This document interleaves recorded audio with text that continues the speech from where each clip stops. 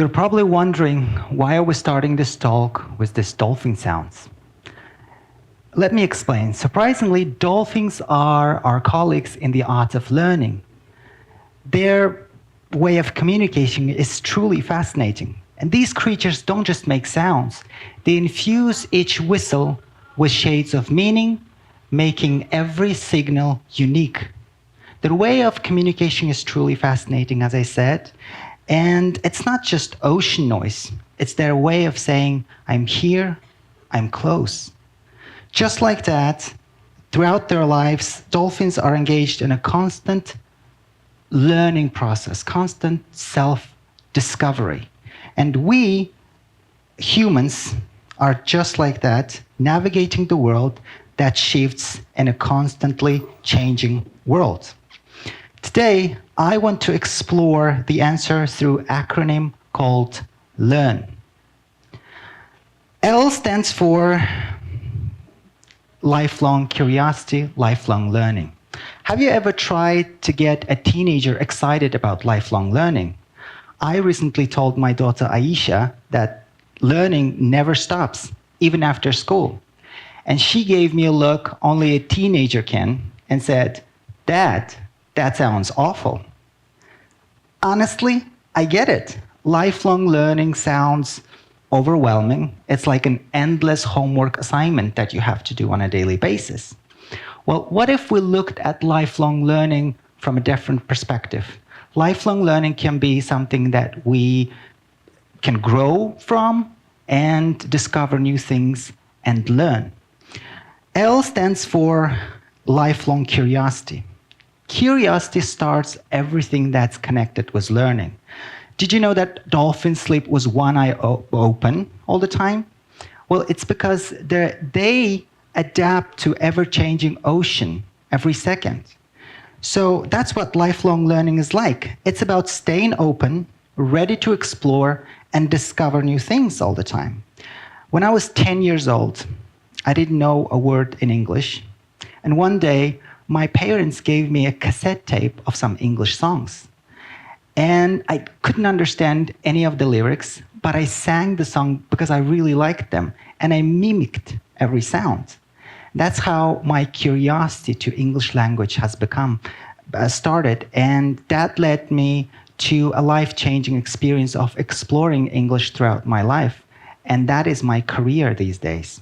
So I was curious about the TED Talks for a long time, and today here I am one of the speakers. So curiosity leads us to many different things that we can't even dream of. Curiosity is the first step, but learning also means embracing change. E is for embracing change. Again, when I was 15 years old, after 9th grade, in Kazakhstan, after 9th grade, you can go to pre-university college. After high school, you can go straight to university. So after 9th grade, I decided, at that time, I thought that was a bold decision, to leave my small town of 3,000 people and go and pursue education at one of these pre-university colleges. And I chose English as my major, not because I was good at it, but because it was the last option left there is when I arrived to the city. And during the examination, the examiners asked, the first question was, is your day going well? I said, yes.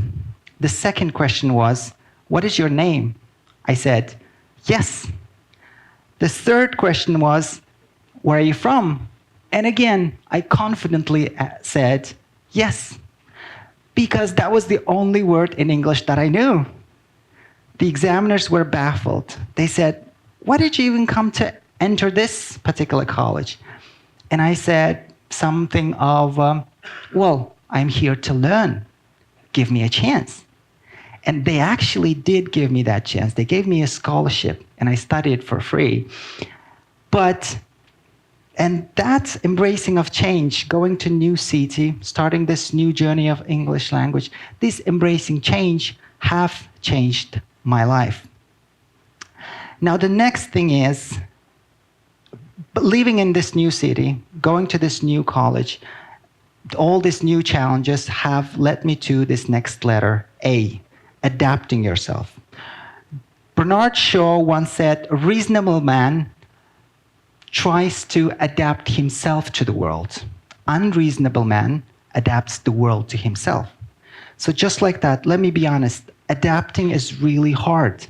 My first year at that pre-university college was really tough. I didn't know the language. And the city kids who knew the language, could write the language, could do a lot of different things in that language, were bullying me. They hated me, saying, because of you, we have to start all over again, some of the things. Anyway, I hated that place. I wanted to quit. I wanted to go back to my small town and finish high school. But guess what my parents said?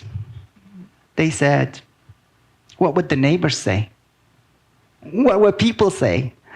That's something that was difficult to digest, but I went to the second year. Second year was even harder. Something has changed in me when, in the third year of my studying, a Peace Corps volunteer, Janet Givens, came to teach one of these English classes. And she started the class with some English songs. She delivered these lyrics to the song, and we were singing a song. And that was my first connection to English from the beginning. And something has changed in me in that moment.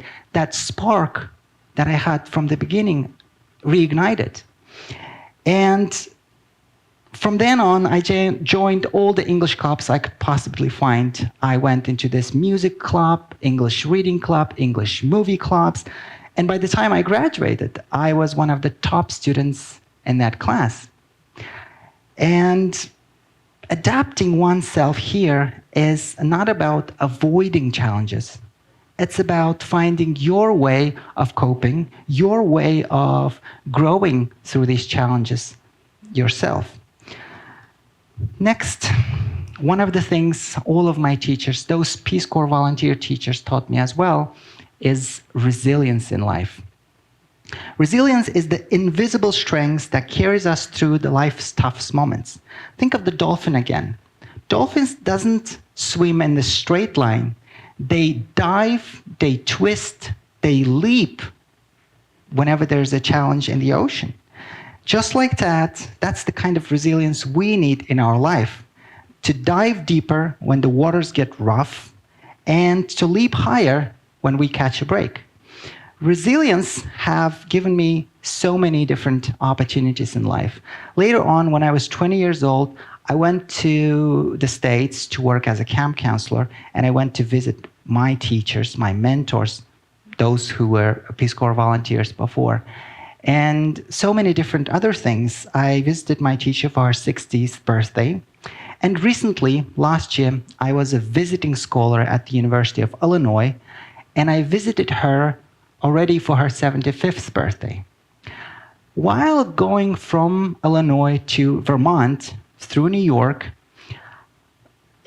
I received a message from one of my former students. And that student was Nurlan. And he wrote me and said, "Professor, I see that you're in the States. Come and visit me. I live in New York." And I took my family. I went to visit this student of mine, former student of mine, whom I remember, but I didn't know when he told me later that I inspired him. And I told him 10 years ago that he had to follow his dreams and be resilient to every challenge that he faces in life. And he said, thanks to me, he is now living in the New York City and doing the best things that he would have imagined to do in life. So that was a full circle moment. I went there to talk to my teacher, but then there were students who thought of me as mentor and teacher. And that's all because of the resilience component that was there along the way. Resilience isn't just enduring hardships. It's this transforming of these hardships into little stepping stones. And the last but not least is N in the LEARN acronym that we're going through, never settling. Rumi once said, "You were born with wings, Why prefer to crawl through life? Lifelong learning is how we spread our wings. It's about refusing to settle down for good enough when growth is always within reach. Imagine being stuck in the same knowledge bubble. If we did that, we would still be using dial-up internet these days. So the world evolves every day, and lifelong learning keeps us going, thriving, and being relevant. Never settling with the knowledge you know so far is where we have something that is not finished. There's always more to learn, there's always more to give, and there's always more to become. Let's not settle down for less.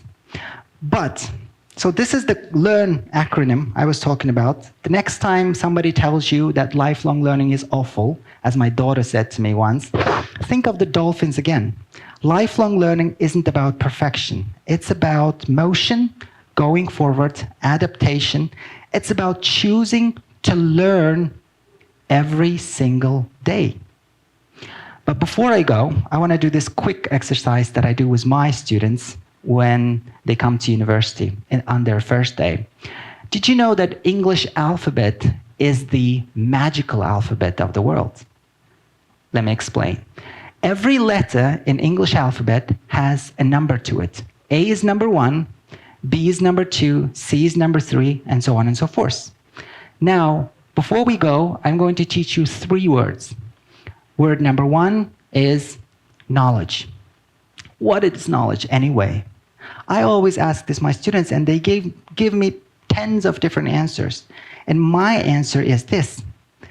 If you put the numbers, we talked about the numbers before, K is 11, N is 14, O is 15. If you add up all these numbers, the answer to what knowledge comes our way, it adds up to total number of 96. Why not 100?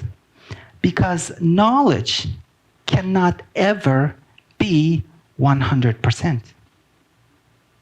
Do you agree? Because knowledge alone is never complete. It's like this endless ocean we're talking about a lot this talk. No matter how much you learn, there's always more to explore. Well, the next word, it's actually 2 words. Hard work. If you put the numbers together, H is number 8, A is number 1, and if you add them up, the number goes up to 98. What does that mean? That means hard work takes us even further than knowledge. But even hard work isn't enough without the right mindset. So the last 3rd word I'm going to teach you today is attitude. Now, if you remember the numbers, A is 1, T is 20, and if you add them up, the total number is 100. What does that mean? What is attitude anyway? That while knowledge and hard work are important, it's your attitude that decides on many things in your life. We need to change our attitude towards lifelong learning. It's not awful, it's great. It gives us the strength to go forward, grow, and learn, discover new things, as we said before.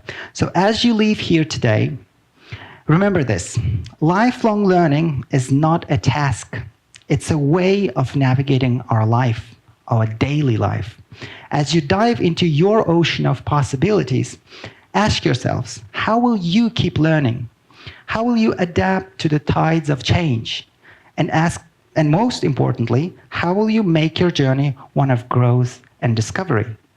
Lifelong learning is our superpower. The ocean is vast, and so are you. Dive in and let the journey guide you. Thank you very much.